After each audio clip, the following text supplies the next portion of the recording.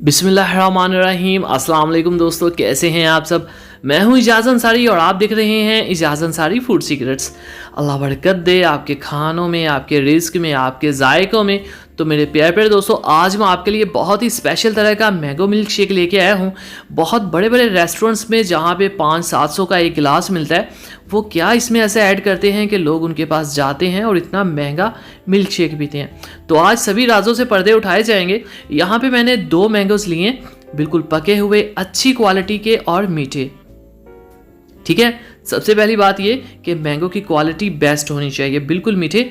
और ये है वो राज, ये है कंडेंस्ड मिल्क। कंडेंस्ड मिल्क आपने लेना है 3 से 4 टेबलस्पून और ये बिल्कुल परफेक्ट क्वालिटी का होना चाहिए। मैं इसकी रेसिपी दे चुका हूँ और आई बटन में आपको इसका लिंक मिल जाएगा, जाके ज़रूर देखें कि ये कैसे बनता है।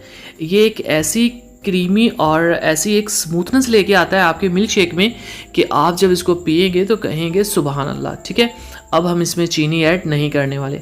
अब अगली बात कि ये जो मिल्क है, ये खुला मिल्क है, फुल ऑफ क्रीम, और इसको आपने अच्छे से बॉयल करके और उसको ठंडा कर लेना है, फिर आपने मिल्क शेक में यूज़ करना है।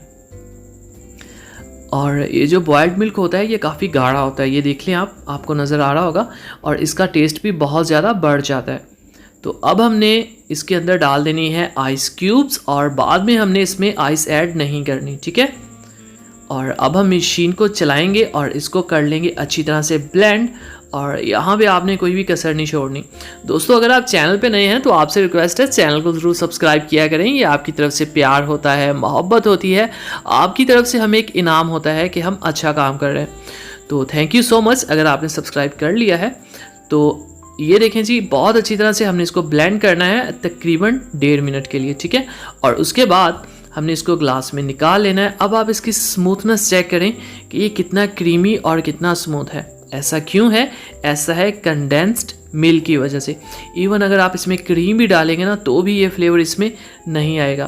कंडेंस्ड मिल्क का फ्लेवर और खुशबू क्रीम से ज़्यादा होती है। तो दुआ में याद रखिए, वीडियो को ज़रूर लाइक कीजिएगा। इजाज़त अंसारी को इजाज़त दीजिए, अगली वीडियो तक अल्लाह हाफिज़।